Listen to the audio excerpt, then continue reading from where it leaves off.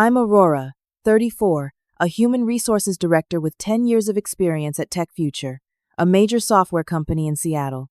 I just returned from 12 weeks of maternity leave to find concerning changes around the office. Our new CEO, Gerald, had been implementing harsh policies that were undoing years of progressive workplace culture. Little did I know that standing up for what was right would lead to the biggest professional battle of my life. Before I continue, let me know where you're watching from and hit that like button if you've ever faced workplace injustice that made your stomach turn. TechFuture wasn't just any company. With 200 employees and 15 years of industry presence, we'd built a reputation as a workplace that valued balance and innovation equally. Before my maternity leave, I'd been proud to tell people where I worked. The culture was collaborative, supportive, and progressive, especially compared to other tech companies in Seattle. I joined TechFuture as a junior HR manager fresh out of my master's program. Over 7 years, I worked my way up to HR director, overseeing a team of 6 talented professionals. We handled everything from recruitment to employee relations, benefits administration to workplace culture initiatives. My specialty had always been creating policies that supported work-life balance while maintaining productivity. Our previous CEO, Richard, believed deeply that our people are our greatest asset, and he gave me considerable freedom to design family-friendly policies. My closest ally at work was Stephanie, our compensation specialist. We started at the company within months of each other and bonded over late nights preparing for open enrollment periods. Stephanie was brilliant with numbers and could tell you precisely how a benefits change would affect the bottom line. She was also my unofficial therapist during difficult times, always ready with practical advice and a bar of emergency chocolate in her desk drawer. Another important colleague was Alan, our 62-year-old chief financial officer. With his silver hair and bow ties, he looked like he belonged in a different era, but his thinking was progressive. Alan had 4 adult daughters and had become an unexpected advocate for family-friendly policies after seeing his own children struggle with rigid workplaces. He often backed my proposals in executive meetings, translating the human benefit into financial terms the leadership team understood. My personal life had recently transformed with the birth of my daughter Lily. After 5 years of marriage to Thomas, an architectural engineer, we'd finally become parents. Lily arrived 3 weeks early, a tiny bundle with a surprisingly strong grip and lungs to match. The 12 weeks I spent at home with her were exhausting, beautiful, and nothing like I expected. Thomas took 3 weeks off initially, but had to return to a major project. We were making it work, trading the baby monitor at night and celebrating small victories like a 3-hour stretch of sleep. The decision to return to work after 12 weeks wasn't easy. Part of me wanted to extend my leave, but our financial reality made that difficult. Thomas had recently started at a new firm, and we'd purchased our home just 18 months earlier, calculating the mortgage based on both our incomes. Beyond the financial considerations, I genuinely loved my work and believed in what we were building at TechFuture. The changes at TechFuture began about a month before my return. Richard, our 68-year-old CEO who had founded the company, suffered a severe heart attack. Though he survived, his doctors advised immediate retirement. The board moved quickly to name Gerald Phillips as the new CEO, a 45-year-old former executive from our biggest competitor. Gerald came with an impressive resume.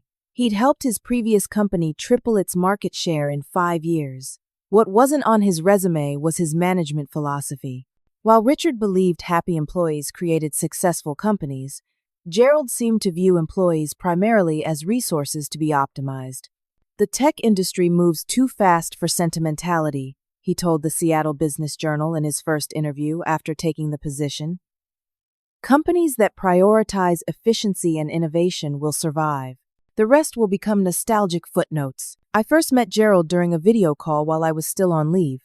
He seemed polite but distant, asking perfunctory questions about my return date and whether I'd be up to speed quickly. Something in his tone made me uncomfortable, but I dismissed it as new boss awkwardness. Stephanie had called me a few times during my leave with updates. "Things are different," she said carefully. "Not necessarily bad yet, but different." She mentioned smaller changes, team lunches canceled, stricter time tracking implemented, more frequent performance reports required. Nothing alarming on its own, but together they hinted at a cultural shift. When I returned to the office that Monday morning, the physical space looked the same: open floor plan, colorful meeting rooms named after national parks, the wall of employee photos by the kitchen. But the atmosphere felt different. The casual morning chatter had been replaced with heads-down focus. People smiled when they saw me and my photos of Lily, but their eyes darted back to their screens quickly. I spent that first day catching up, reviewing emails, and meeting with my team. Everyone seemed slightly on edge. When I commented on it to Stephanie over lunch, she lowered her voice despite the private room. Gerald believes we've been too soft. His words, not mine. He's brought in consultants to review all our policies, especially the ones you implemented. Which policies specifically? I asked, feeling a defensive knot form in my stomach. Flexible schedules, remote work options, the extended parental leave program, she said, counting on her fingers. Basically, anything that he considers a nice to have rather than a business necessity. I tried to remain objective. New leadership often wants to put their stamp on things. Maybe he just needs to see the data on how these policies have improved retention and productivity. Stephanie gave me a look I knew well, the one that said I was being naively optimistic. Maybe, she said, but I wouldn't count on it. I would soon learn just how right she was. The small changes had begun accumulating while I was away. First, the monthly team-building budget had been slashed by 70%. The rock climbing excursion planned for the engineering team was canceled. The Friday afternoon innovation sessions, where employees could work on passion projects, were temporarily paused for evaluation. The fully stocked kitchen had been scaled back to coffee, tea, and water. The casual dress policy remained, but somehow people had started dressing more formally anyway, a silent acknowledgement of the changing environment. The most immediate change affecting everyone was the elimination of flexible Fridays, our policy that allowed employees to work remotely on Fridays. This had been one of my most successful initiatives, implemented 3 years earlier. Productivity metrics actually showed a 15% increase in weekly output after implementation, and our employee satisfaction scores jumped 12 points. But Gerald had eliminated it with a company-wide email sent at 6:15 a.m. To foster better collaboration and communication, all employees will work from the office 5 days a week, effective immediately. My first department meeting since returning was scheduled for Tuesday morning. I prepared thoroughly, creating a presentation on the state of our HR initiatives and statistics showing their positive impact. When I arrived at the conference room, Gerald was already there alongside 2 people. I didn't recognize a man and woman in matching charcoal suits who didn't smile when I introduced myself. Aurora, this is Diane Powell and Jackson Reed from Acceleration Partners, Gerald said, without looking up from his tablet. They're helping us streamline operations across departments. Consultants. My heart sank. In corporate language, streamlining operations usually meant one thing: job cuts. I made it through 3 slides of my presentation before Gerald interrupted. Let's cut to the chase, he said, leaning forward. We need to restructure HR. The department is oversized for a company our scale. I kept my expression neutral. We've scaled the department based on service requirements and future growth projections. Our ratio of HR professionals to employees is actually industry standard. Gerald smiled thinly. Industry standards are often set by inefficient legacy practices. We need to lead, not follow. He slid a document across the table. This outlines the new structure. We'll need to reduce headcount by 15% within 30 days. I'll leave the specifics to you, but the consultants will provide parameters. I glanced at the document, my stomach clenching. This also mentions policy revisions. Yes, Gerald said, his tone suggesting this was a minor detail. We need to bring our benefits and work arrangements in line with market realities. The extended parental leave program, in particular, is unnecessarily generous. I thought of the 4 employees currently on parental leave. That program has been critical for retention. We've seen a 30% reduction in post-leave departures since implementation. Gerald's expression hardened. The decision has been made, Aurora. Your job is to implement it, not debate it. After the meeting, I retreated to my office and closed the door, something I rarely did. My hands were shaking slightly as I reviewed the document more carefully. Beyond the staffing cuts, it outlined sweeping changes, reducing parental leave from 12 weeks to 6, eliminating the child care subsidy, restricting flexible work arrangements to senior management, and implementing stricter performance metrics tied to physical presence in the office. Stephanie knocked and entered without waiting, closing the door behind her.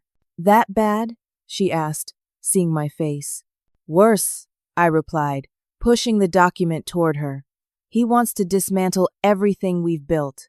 As she read, her expression changed from concern to alarm. Aurora, these changes. She paused.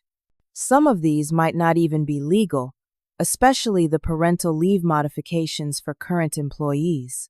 I know, I said quietly. And there's more. Look at the staffing section. Her eyes widened as she found her own position marked for evaluation. He can't be serious, she whispered. But a conversation later that day with Alan confirmed our fears. I found him in the small courtyard where he sometimes took breaks to smoke his pipe, a habit he'd tried unsuccessfully to quit for years. I was hoping you'd find me, he said, his normally cheerful face solemn. I assume you've seen the plans for your department? Just the beginning, I suspect. What's happening, Alan? He glanced around to ensure we were alone. The board approved a comprehensive restructuring plan last week. Cost reduction targets of 25% across all departments over 6 months. They're starting with HR and customer support, then moving to engineering and sales. But we're profitable, I protested. We just had our best quarter ever. Alan nodded. It's not about current profitability. Gerald convinced the board that our competitors' leaner operation model is the future. Lower costs, higher output, better margins. He sighed. I argued against it, but I was outvoted. That evening, I stayed late organizing my thoughts and researching employment law around the proposed changes. Around 7, Gerald appeared in my doorway. Working late already? That's good to see, he said, his tone suggesting surprise. Just getting back up to speed, I replied evenly. He lingered, looking around my office at the framed Employee Engagement Awards and the small whiteboard covered in colored diagrams of our organizational structure. You know, Aurora, companies evolve. What worked in the past might not be what we need going forward. I met his gaze directly. I completely agree. That's why we should evaluate policies based on data, not assumptions. His smile tightened. Just remember, we have a chain of command here. Major policy decisions are made at the executive level, not within departments. Of course, I said. I simply want to ensure we have complete information for those decisions. After he left, I sat back in my chair, the message clear: stay in your lane. But the lane he was creating for me looked nothing like the job I had built and loved. The first real confrontation came 3 days later over the nursing mother's room. Gerald had the facilities team convert it to a high-focus work pod without consulting HR. When a returning mother found her keycard access revoked, she came to me in tears. I immediately went to Gerald's office. His assistant tried to schedule me for the following week, but I insisted it was an urgent compliance issue. Eventually, Gerald appeared in the doorway, clearly annoyed. This better be important, he said. It is. The nursing mother's room has been converted without notice, and we have 3 women who need it. This puts us in violation of federal law. Gerald sighed dramatically. That room was used maybe 1 hour a day. It's wasteful to dedicate that space to such limited use. It's not about space efficiency, I countered. It's about legal compliance and supporting our employees. The Affordable Care Act requires. He cut me off with a wave. Find another solution that doesn't waste premium office space. A storage closet, the wellness room, something. Just make it work without creating more overhead. I stood my ground. We need a dedicated, appropriate space. The law is clear. He stepped closer, lowering his voice. Let me be equally clear. Your job is to find compliant solutions within the parameters I set, not to create obstacles based on outdated thinking about coddling employees. His words stung, but I maintained my composure. I'll find a solution, I said, one that keeps us legally compliant. I left his office shaken but resolute. This wasn't just about policy preferences anymore. Gerald was pushing against legal boundaries, and someone needed to hold the line. The next 2 weeks confirmed what I had feared. I was being systematically sidelined. I received calendar invites for HR strategy meetings, only to have them canceled at the last minute. When I managed to attend executive sessions, Gerald would interrupt my presentations or redirect discussion away from my points. My emails asking for clarification on policy changes went unanswered, or received brief responses copying my entire team, undermining my authority. Most alarmingly, I discovered I'd been removed from the permissions list for several HR database systems. When I contacted IT, they informed me the change had come from above and suggested I speak with Gerald. It was a deliberate message my role was being hollowed out. Stephanie confirmed my suspicions during our weekly coffee run, which we'd continued despite the increasingly oppressive atmosphere. He brought in someone new yesterday, she said quietly as we waited for our orders. Nicole Andrews, former HR director from his previous company. They introduced her as a strategic consultant, but she was accessing personnel files and asking about our reporting structure. My stomach tightened. He's bringing in my replacement, before even telling me I'm being replaced. Stephanie nodded grimly. And there's more. The engineering team got their restructuring plan yesterday. 8 positions eliminated, including 2 of the senior women who just returned from maternity leave. The pattern was becoming clear. The employees most affected by the changes were women, particularly mothers and those over 50. It wasn't just bad policy, it was potentially discriminatory. I needed allies and information. That afternoon, I scheduled lunch with Jessica from legal, one of the few department heads, who seemed equally concerned about the changes. We met at a small cafe 2 blocks from the office to ensure privacy. Jessica had been with TechFuture for 5 years, building our legal department from scratch. She was sharp, straightforward, and had a strong moral compass. More importantly, she knew employment law better than anyone I'd ever worked with. I've been expecting you, she said after we ordered. The nursing mother's room situation was just the beginning, wasn't it? I filled her in on everything: the policy changes, the sidelining, the apparent targeting of mothers and older employees. She listened carefully, occasionally making notes on her phone. What you're describing could constitute a hostile work environment, potentially with gender and age discrimination components, she said finally. The fact that you recently returned from protected leave under the Family and Medical Leave Act adds another layer. Have you documented everything? I nodded. I'd been keeping meticulous notes, dates, times, verbatim quotes, witnesses. Jessica recommended I continue and suggested specific details to capture. What about the FMLA angle? I asked. Does that give me any additional protection? Jessica's expression became serious. Substantial protection, actually. The FMLA prohibits retaliation against employees who take protected leave.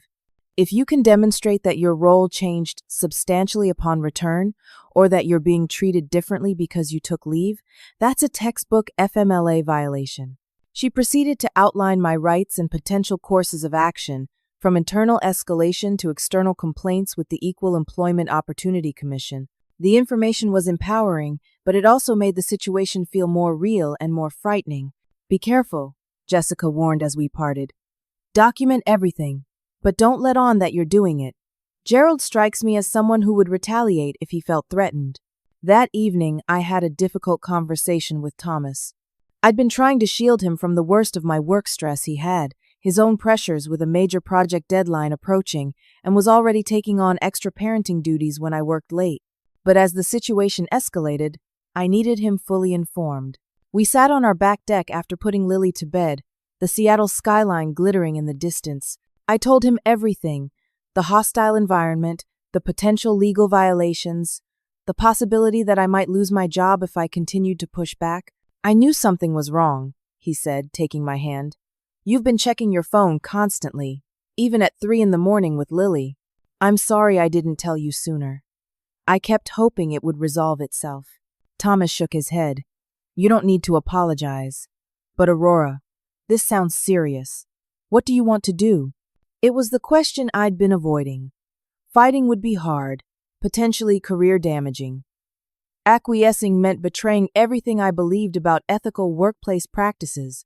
I can't implement policies I know are harmful and potentially illegal, I said finally. But confronting Gerald directly could mean losing my job. Thomas squeezed my hand. We'll figure it out. If you need to walk away, we'll tighten our budget. Maybe I can take on some weekend consulting work, but don't compromise your integrity for a paycheck. His support meant everything, but the reality of our financial situation remained daunting. We had savings that would last a few months, not the year or more a legal battle might take. The next morning brought a new development, a calendar invitation for a performance review with Gerald. This was strange. My annual review wasn't due for 6 months, and I'd never had an unscheduled evaluation in my time at the company. I spent the weekend preparing, reviewing all my accomplishments, gathering data on the success of my initiatives, and researching my legal protections. By Monday morning, I felt as ready as I could be. Gerald kept me waiting 15 minutes before calling me into his office. Nicole Andrews, the consultant Stephanie had mentioned, was already seated at his side. Neither offered a handshake. Aurora, we need to discuss your performance since returning from leave, Gerald began without preamble. There have been concerns about your alignment with company direction and your ability to implement necessary changes. What followed was a 30-minute character assassination barely disguised as feedback. Gerald claimed my resistance to evolution was undermining company culture. He referenced complaints from unnamed team members about my management style. He questioned whether my focus might be divided since becoming a mother. I remained outwardly calm, taking notes and asking for specific examples when claims seemed particularly vague. This clearly irritated him. He'd expected me to become emotional or defensive. Bottom line, he concluded, if we don't see significant improvement in your alignment and execution within 30 days, we'll need to consider whether you're the right fit for this role going forward. I looked him directly in the eye. To ensure I understand correctly, could you clarify exactly which aspects of my performance are not meeting expectations? The department metrics show we're exceeding all our targets. Gerald's jaw tightened. This isn't about metrics. It's about vision and cultural fit. The specific expectations will be outlined in a formal improvement plan by the end of the week. As I stood to leave, he added, And Aurora? I'd suggest focusing on your core responsibilities rather than questioning executive decisions. That would be a good start toward improvement. I thanked them both professionally and left, my hands steady, despite the adrenaline coursing through me.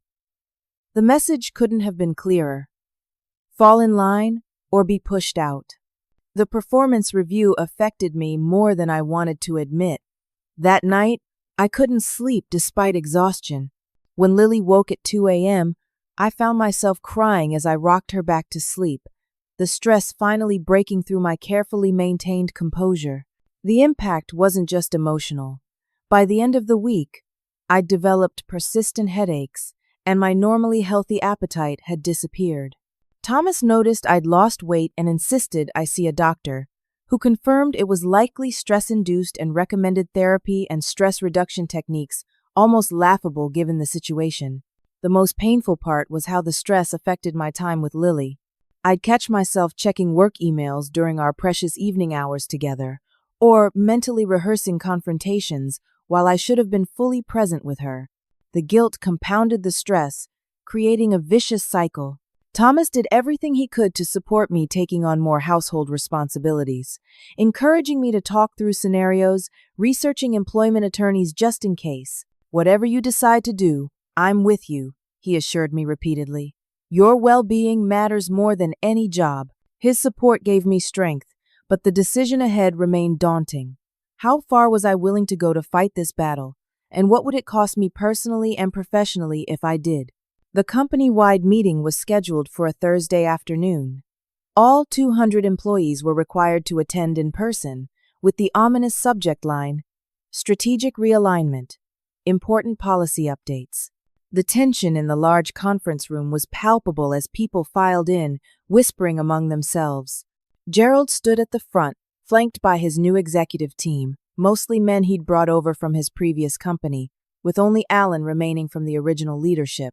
The presentation began with typical corporate jargon about market positioning and operational excellence, but quickly moved to the real agenda, a complete overhaul of company policies. One by one, Gerald announced the changes: the official reduction of parental leave from 12 weeks to 6, effective immediately except for those currently on leave; the elimination of flexible scheduling for anyone below director level; mandatory core hours of 8:30 a.m. to 6 p.m., a new all-hands-on-deck policy requiring weekend work during crunch periods, and a completely revamped performance evaluation system, heavily weighted toward in-office presence and cultural alignment. I watched faces around the room fall as each new policy was announced.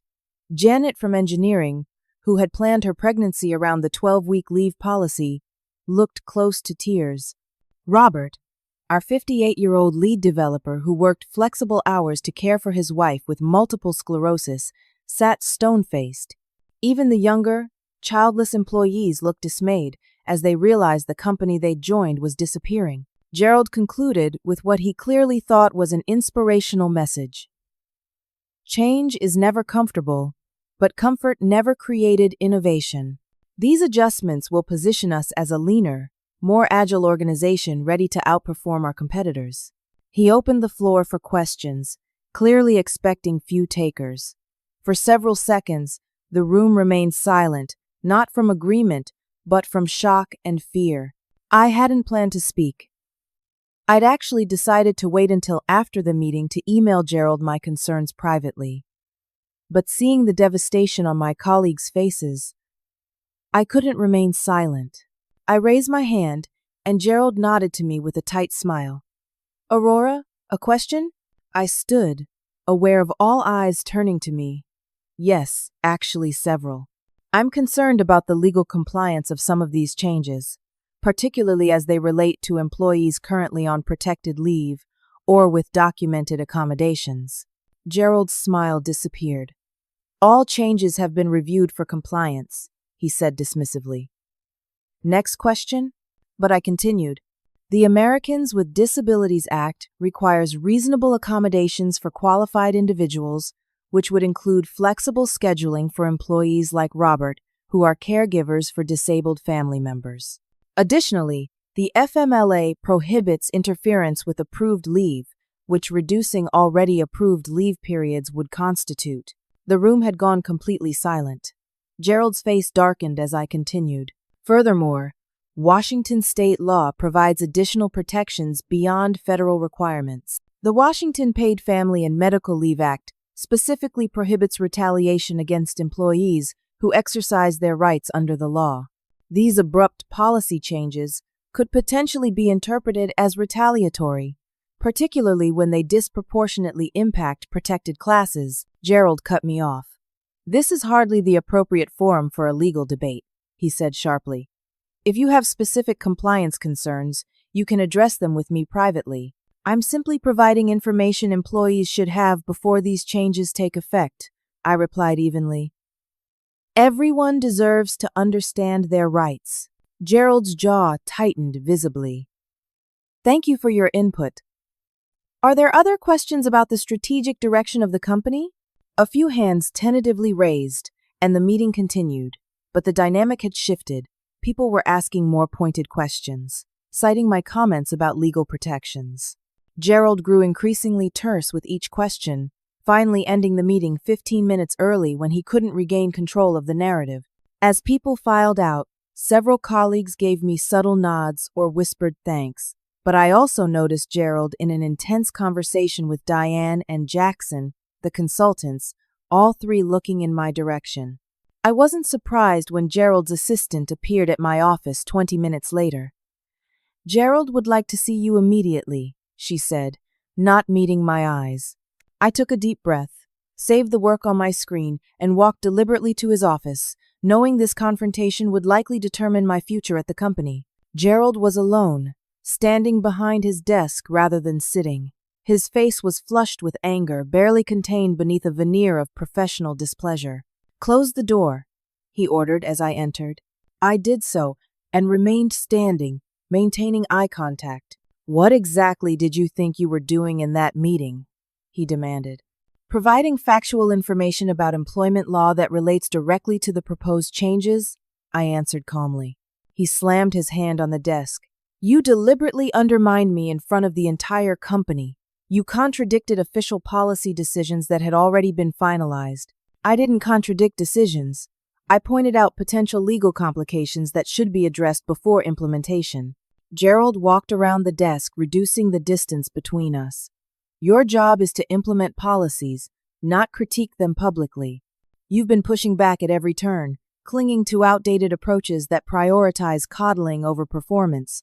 I've been advocating for evidence-based policies that improve retention, engagement, and productivity while maintaining legal compliance." I corrected him. "That's literally my job description." His face reddened further. "Your job description is whatever I say it is. And right now, you're failing at it spectacularly." I took a measured breath. "If you're redefining my role, I'll need that in writing, along with clarification on how it differs from the position I returned to after FMLA leave." Something in my tone must have registered because Gerald's expression shifted from anger to calculation. He took a step back, straightening his tie. "Let me be absolutely clear," he said, his voice deceptively level. "If you don't like the new policies and direction of this company, you can just resign and find somewhere that appreciates legacy thinking. There are plenty of outdated organizations that might value your resistance to progress." The statement hung in the air between us. It was the closest thing to an invitation to quit I'd ever received, and we both knew it was deliberately crafted to push me out while avoiding language that would constitute clear termination. I met his gaze steadily. "Thank you for clarifying the exit strategy." Confusion flickered across his face, quickly replaced by satisfaction. He thought I was acquiescing, accepting his suggestion to resign. He was wrong. I returned to my office with purposeful steps, my mind remarkably clear despite the confrontation. Years of handling difficult HR situations had taught me to compartmentalize emotions during crises. There would be time for feelings later. Now was the time for action. I opened my desk drawer and removed a USB drive I'd been updating daily containing copies of all relevant emails, meeting notes, policy documents, and performance metrics. Then I began methodically packing my personal items into a cardboard box I'd kept folded behind my filing cabinet for the past week. The family photos, the small jade plant Thomas had given me on my first day in this office, my professional certifications, the collection of thank you cards from employees I'd helped over the years all went into the box. I left company property untouched, the laptop, phone, security badge still clipped to my blazer. Stephanie appeared in my doorway, her expression shifting from confusion to alarm as she registered what I was doing. "Aurora, what happened? Did he—" She lowered her voice to a whisper. "Did he fire you?" "Not exactly," I replied, carefully wrapping a coffee mug my team had given me. "He suggested I resign if I don't like his approach. I'm taking a different path." She stepped in, closing the door behind her. "What does that mean? You're not actually leaving, are you?" I paused my packing to face her directly. "I'm leaving the building today, yes, but this isn't over." Stephanie looked horrified. "You can't just walk out. Your career, your references, your—" "I have a plan," I interrupted gently, "one I've been developing since that first meeting. I'd rather not go into details right now, but I need you to trust me." Her eyes filled with tears. "What about the rest of us? What happens to your team?" It was the hardest question, the one that had kept me awake for nights. Walking away meant leaving my team vulnerable, at least temporarily. Document everything, I told her firmly. Every policy change, every directive that seems questionable. Keep copies at home, not just on company systems. And connect with Jessica in legal confidentially. She understands what's happening. Stephanie nodded, quickly wiping her eyes as someone walked past the office. What can I tell people? The truth. Gerald and I have fundamental disagreements about the direction of HR. I'm exploring my options. I resumed packing, keeping my voice steady. And Stephanie? Watch out for Nicole Andrews. She's not just a consultant. As I placed the last items in my box, I felt a surprising sense of calm. The path ahead was uncertain, but for the first time in weeks, I felt in control of my own actions. Before leaving, I had one more critical task. I'd requested a meeting with the board of directors 3 days earlier, citing urgent compliance concerns. Gerald had tried to block it, but I'd gone directly to Vivian Taylor, the board chair, leveraging a relationship built over years of ethical leadership. The meeting was scheduled for 4 o'clock. I checked my watch. 3:45. Perfect timing. I picked up my box and walked confidently through the open office. Conversation stopped as people noticed me carrying my belongings. I smiled reassuringly at my team members, giving Alan a subtle nod as I passed the finance department. He returned it with a concerned frown. The boardroom was on the top floor, with sweeping views of Elliott Bay. I took the elevator up, using the time to center myself. This wasn't about personal grievance. It was about protecting employees and company values. Vivian was already there with 3 other board members. Gerald was noticeably absent. Aurora, Vivian greeted me, eyeing the box. I see the situation has escalated. It has, I confirmed, setting the box aside. Thank you for meeting with me. For the next 30 minutes, I presented the board with meticulously documented evidence, the pattern of policy changes targeting protected classes, the apparent retaliation against employees returning from leave, the hostile comments, and most importantly, the potential legal and financial consequences for the company.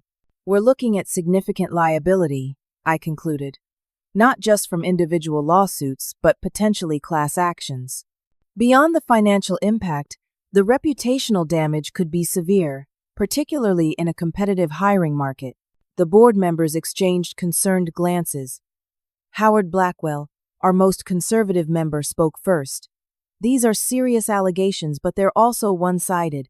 Gerald should have an opportunity to respond. Absolutely, I agreed. I'm not asking for immediate action based solely on my presentation.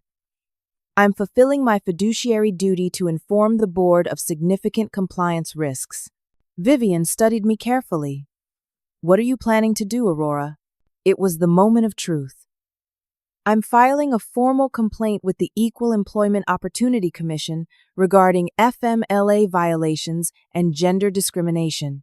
I've attempted to address these issues internally, but today, Gerald essentially suggested I resign rather than continue raising concerns. The room went silent. Filing with the EEOC was a major escalation. It meant government investigation, potential litigation, and public scrutiny. I'm not taking this step lightly, I continued into the silence, but I believe it's necessary not just for me, but for all the employees facing similar treatment. Vivian nodded slowly. I appreciate your directness. The board will need to discuss this matter privately and with counsel. As I gathered my belongings to leave, she added, Aurora, I hope you understand this places us all in a difficult position. I do, I replied. But sometimes the difficult position is the right one. I left the building with my box of belongings, nodding to the security guard who looked confused to see me leaving so early.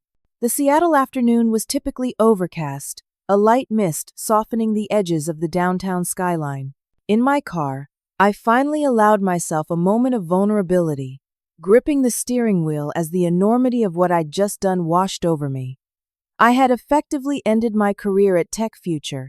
The path ahead would be challenging and uncertain. But there was no time for extended reflection. I had an appointment to keep with Eliza Davidson, the employment attorney Jessica had confidentially recommended. Her office was 20 minutes away, and she had agreed to meet me after hearing the outline of my situation. Eliza's office was smaller than I expected, but warmly decorated with framed success stories rather than law degrees.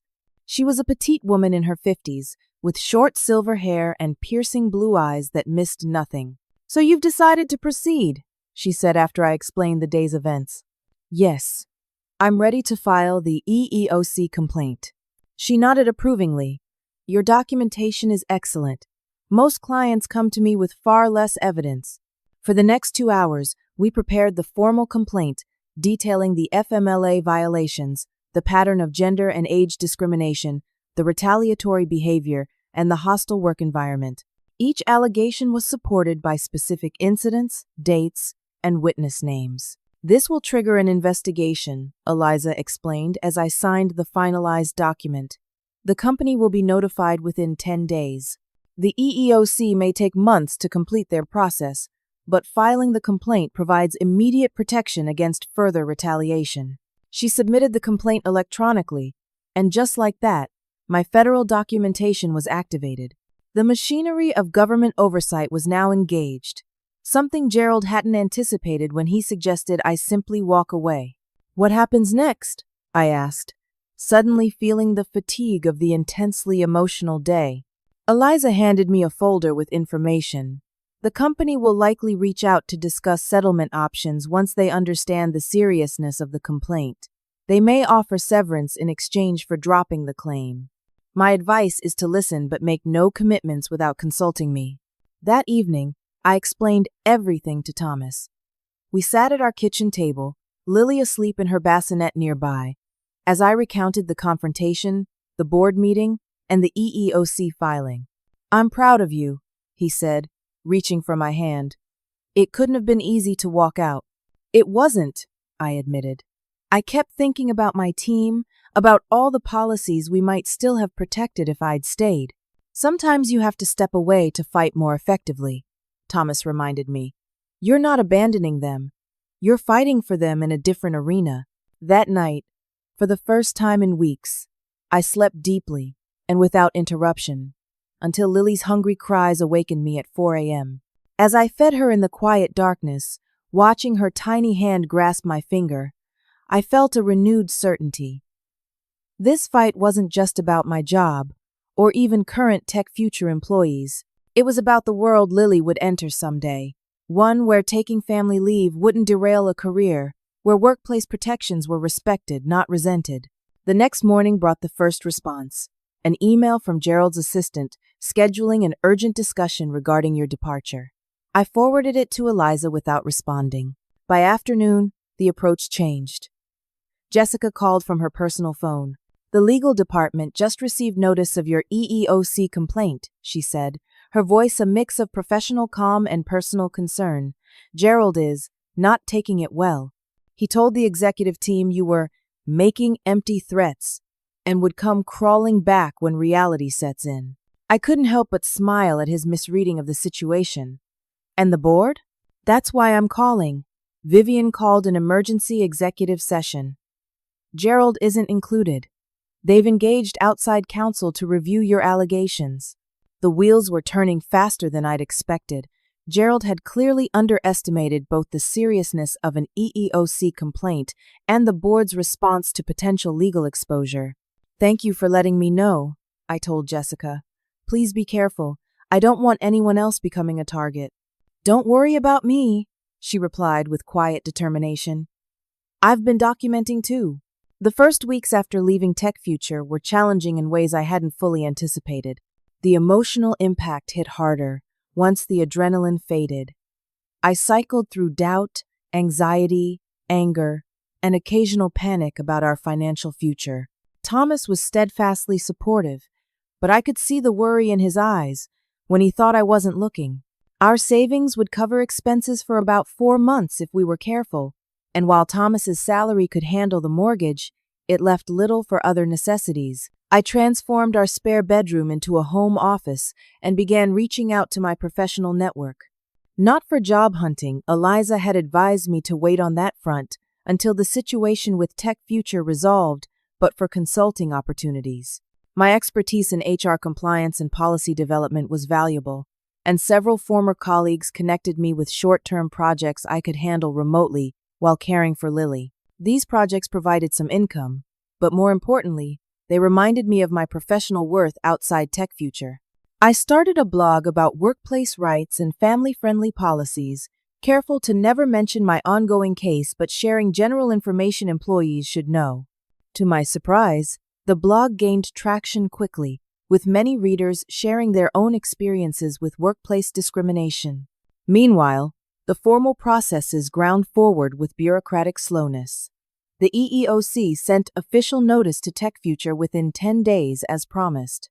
This triggered a series of responses orchestrated by the company's outside counsel, first requesting extensions, then submitting a detailed rebuttal claiming all changes were business necessities and my performance had been substandard. Eliza was unimpressed with their response. "Standard defensive playbook," she said during our weekly update call. "They're building a paper trail to justify actions they took without documentation at the time." The investigation itself began about 6 weeks after my complaint. The EEOC investigator, a methodical woman named Danielle Rodriguez, interviewed me for nearly 5 hours, examining each allegation with careful precision. She then began interviewing current and former Tech Future employees. This phase brought unexpected allies to light. Stephanie called one evening after her interview. "I told them everything," she said, her voice a mixture of defiance and fear. About the targeting of mothers returning from leave, about older employees suddenly receiving poor performance reviews, about Gerald's comments in meetings when no HR was present. "Thank you," I said, deeply moved.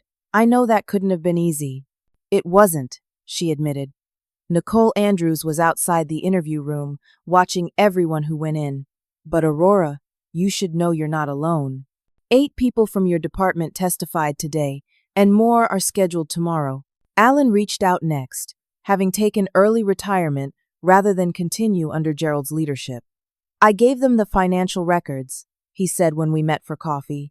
"The one showing the company was exceeding performance targets before these changes. Undermines their whole business necessity argument." Most surprisingly, Robert from engineering contacted me through my blog. His wife's condition had worsened, and Gerald had denied his flexible schedule accommodation. He'd hired his own attorney and filed an ADA complaint, citing my case as part of a pattern. The tide was turning, but Gerald wasn't surrendering easily. Through various channels, I heard he was telling the executive team I was angling for a payout and would go away for the right price. He clearly didn't understand what motivated me or the legal jeopardy the company now faced. 3 months after my departure, the EEOC completed its investigation. The findings were unambiguous. Reasonable cause to believe violations had occurred regarding FMLA retaliation, gender discrimination, and hostile work environment. They invited both parties to participate in conciliation, essentially mediated settlement discussions. The day before the conciliation meeting, Eliza called with significant news. The board has restructured legal representation. They've retained Hammond and Walsh. It was one of Seattle's top employment law firms. More importantly, Gerald won't be attending tomorrow. The board is sending their own representatives. This was a seismic shift. The board was separating its interests from Gerald's personal defense, never a good sign for an embattled CEO. The conciliation meeting took place at the EEOC's Seattle office, a bland government building with surprisingly uncomfortable chairs. I arrived with Eliza, mentally prepared for a long, contentious day. To my surprise, Tech Future's new lead counsel requested a private conversation with us before formal proceedings began. "The board has authorized me to discuss resolution parameters," he said, once we were seated in a small conference room. "They're interested in resolving this matter efficiently." What followed was not the defensive posturing I expected, but a genuine negotiation. Their initial offer was modest, 6-month severance and neutral references in exchange for dropping all claims. Eliza countered with our full demand. 18 months compensation, extended health benefits, removal of all negative performance documentation, and most importantly, a comprehensive review of all company policies with third-party oversight. My client's primary concern has always been the welfare of all TechFuture employees, Eliza emphasized. Financial compensation alone doesn't address the systemic issues. The attorney requested a recess to consult with his clients. When we reconvened 2 hours later, their position had evolved substantially. The board was prepared to offer 12 months compensation, full benefits for 18 months, and policy review by an independent consultant approved by both parties. There's one additional matter, their attorney added, looking uncomfortable for the first time. The board is conducting its own review of executive leadership. They've requested Ms. Sullivan's documentation regarding Mr. Phillips' management practices as part of that process. Eliza and I exchanged glances. This confirmed what we'd suspected. Gerald's position was precarious. We can provide appropriate documentation if it's used to address the underlying issues, I agreed, with proper confidentiality protections. The negotiations continued through the afternoon, fine-tuning details and language. By 6 o'clock, we had reached an agreement in principle. Final documents would follow within a week. As we left the building, Eliza gave my arm a congratulatory squeeze. That went better than expected. The board is cutting Gerald loose. Maybe not immediately, but it's coming. I felt a complex mixture of vindication, relief, and lingering sadness for what TechFuture could have been if things had gone differently. What happens now? We review the settlement documents carefully, make any necessary adjustments, and formalize the agreement. Then you can truly move forward. The final agreement, signed 2 weeks later, exceeded my initial expectations.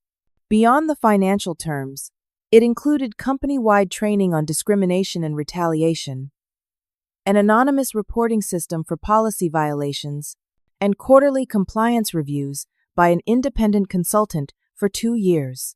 Most satisfyingly, the agreement required written acknowledgement that my departure resulted from protected whistleblower activity rather than performance issues, essentially clearing my professional reputation.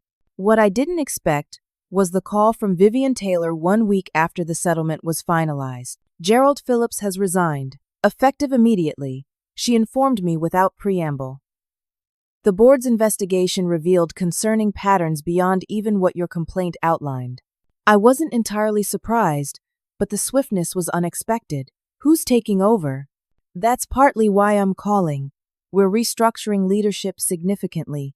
We're creating a new position, Executive Vice President of People and Culture, with oversight of HR, diversity initiatives, and workplace policy. The board would like you to consider returning in this capacity. The offer was stunning. I appreciate the consideration, but I'm not sure returning would be the right move for anyone involved. I understand your hesitation, Vivian said, but this isn't just making amends. The company needs someone with your ethical backbone and expertise. Someone who was willing to risk their career to do the right thing. She outlined the position a senior executive role reporting directly to the board, with substantial authority to reshape workplace culture. It was, essentially, the opportunity to rebuild what Gerald had dismantled, but with greater protection and influence. Take some time to consider it, Vivian suggested. Talk with your family. This would be a fresh start with new leadership, not a return to a problematic environment. That evening, Thomas and I had a long, thoughtful discussion about the opportunity. The role offered financial security, professional advancement, and the chance to create meaningful change. But it also meant returning to a place with difficult memories and potential lingering resentment from Gerald's allies. What does your gut tell you? Thomas asked as we weighed the pros and cons. I thought about all that had happened, the stress, the confrontations, the uncertainty. But I also thought about my team, about employees like Robert and Janet who deserve better, about the company TechFuture could become with truly progressive leadership. That sometimes you have to go back to move forward, I answered finally. That I left to fight for something better, and now I'm being offered the chance to actually build it. 2 weeks later, I accepted the position. My return to TechFuture was markedly different from my departure. Vivian personally introduced me to the company at an all-hands meeting, emphasizing the board's commitment to ethical leadership and employee well-being. Many familiar faces greeted me with relief and welcome.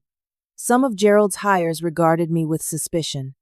Building trust would take time, but it was work I was prepared to do. My first official act was promoting Stephanie to Director of Human Resources, recognizing her courage and competence. "I can't think of anyone better to rebuild this department," I told her, as she wiped away tears of surprise. Over the next 6 months, we systematically reviewed and revised every policy Gerald had implemented. We restored the 12-week parental leave and expanded it to 16 weeks for all new parents, regardless of gender. We re-established flexible scheduling, implemented a hybrid work model, and created a comprehensive caregiver support program. Most importantly, we developed new hiring and promotion processes designed to eliminate bias and foster genuine diversity. The company culture slowly began to shift back toward its original values, but with stronger protections and greater transparency. 3 years have passed since that confrontation in Gerald's office. Tech Future today bears little resemblance to the toxic environment he created. Our workforce has grown to 300 employees, with industry-leading diversity statistics and the lowest turnover rate in our sector. The family-friendly policies we pioneered have become a recruitment advantage, attracting top talent who value work-life integration. Stephanie has continued to thrive, recently being promoted to Vice President of Global HR as we expanded internationally. She's become a mentor to new HR professionals, teaching them to prioritize both compliance and compassion. Alan returned as a senior advisor, helping guide our financial strategy while working a flexible schedule that accommodates his semi-retirement. My professional journey took unexpected turns as well. The blog I started during unemployment evolved into a respected resource for workplace rights. I've been invited to speak at industry conferences about creating truly inclusive workplaces, and I've consulted with Washington state legislators on strengthening employment protections. Within Tech Future, we've incorporated my experience into our leadership training, using it as a case study in ethical decision-making and moral courage. New managers learn about the legal frameworks protecting employees, not as limitations, but as foundations for building trust and loyalty. The personal cost of that difficult period was significant. For months afterward, I struggled with anxiety and second-guessing my decisions. Professional therapy helped me process the experience and recognize that standing up against wrong, despite the personal risk, aligned with my deepest values. My relationship with Thomas grew stronger through the adversity. He witnessed my vulnerability and strength, and I saw his unwavering support even when our future seemed uncertain. We've welcomed another child, our son James, into a home defined by principles worth defending. Perhaps the most meaningful outcome has been the impact on other companies. As our approach gained attention, competitors began adopting similar policies. A small ecosystem of family-friendly tech companies has emerged in Seattle, creating options for employees who prioritize well-being alongside career advancement. What started as a personal stand against injustice has contributed to broader systemic change. The profound lesson I carry from this experience is that knowledge truly is power, especially knowledge of your rights and the courage to assert them. So many workplace injustices persist because employees lack information about the protections available to them or fear the consequences of speaking up. I've learned that documentation isn't just bureaucratic procedure. It's armor against gaslighting and revisionist narratives. Every email I saved, every conversation I recorded, every policy change I tracked became evidence that transformed a personal grievance into a compelling legal case. Most importantly, I've learned that we rarely fight these battles just for ourselves. When I walked out that day, I wasn't just protecting my own career, I was creating ripples that eventually reached hundreds of working parents, older employees, and future generations of workers. Sometimes standing up for yourself means standing up for everyone who shares your vulnerabilities. There's a particular satisfaction in creating the workplace I wish had existed when I returned from maternity leave, one where family responsibilities are respected as part of a whole life, not obstacles to professional contribution.